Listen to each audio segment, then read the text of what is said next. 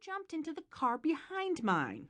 When you came back, you ran over to the car next to me. Yet you walked so close to my car that you set off the parking sensor. So, with all of these factors in mind, how do you claim to have not seen me? He shrugs. I don't know. When he exhales, I smell Snoop Dogg's tour bus. Ah, that would account for the slow blinking and vision obstruction and serves to piss me off more. Seriously, in an economy with people begging for jobs, this asshole thinks it's kosher to get baked at work and then drive my car? Unacceptable. I fight the urge to ask if he knows who I am. Because I suspect that if I don't walk away, who I am is the lady who gets her car shat in the next time she valets. Author's note. When Douglas Copeland wrote Generation X, he was writing about me. I mean, figuratively, not literally. I read Generation X in my second senior year of college, second of 6, in the time in which I briefly traded my loafers for Birkenstocks, khakis for flannel, and Wham for Nirvana. As a poster child for all things considered slacker, I clearly recall nodding my head and saying, yeah, man, you get it. Until I stumbled across Bridget Jones's Diary 6 years later, I'd never identified more with a novel. Copeland gave voice to the ennui that every 20-something felt at the time, back in the day when we were long on promise and short on opportunity. He understood us because he was one of us, trapped between the perpetual collective optimism of those he labeled global teens, later characterized as Generation Y or the Millennials, and their baby boomer parents.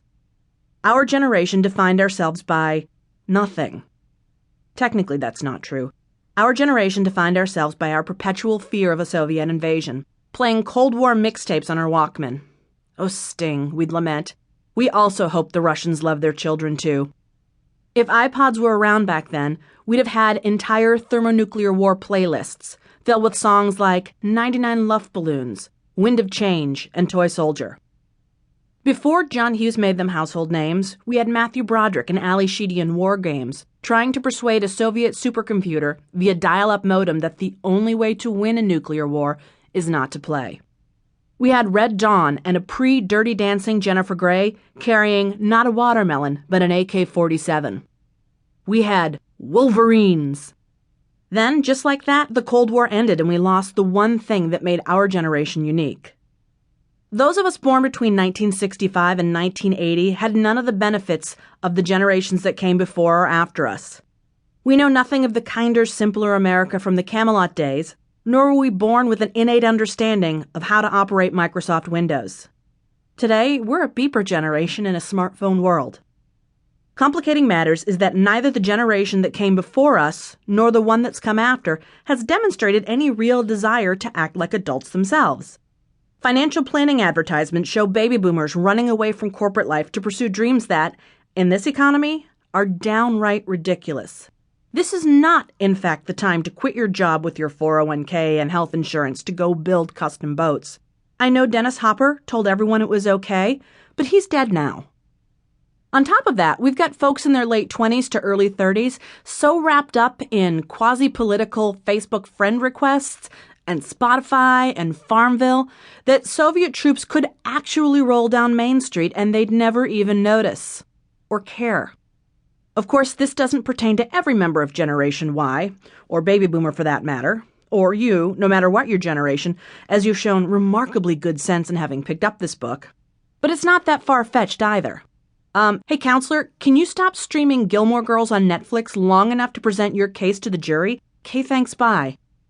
Watching this generation operate makes me very glad that people my age understand that tools like technology and social media are a means to an end and not the end itself. My generation didn't play soccer, so we know that when the game is over, not everyone gets a trophy. Yet here we are, trapped in middle management between two massive cases of generational arrested development.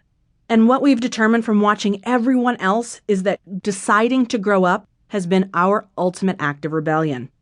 So that's what those of us in Generation X have done to define ourselves. We've become the only adults in a world full of children. I mean, if I could finally grow up, anyone can. Maybe I've moved to the dark side, but it's clean and nice, and we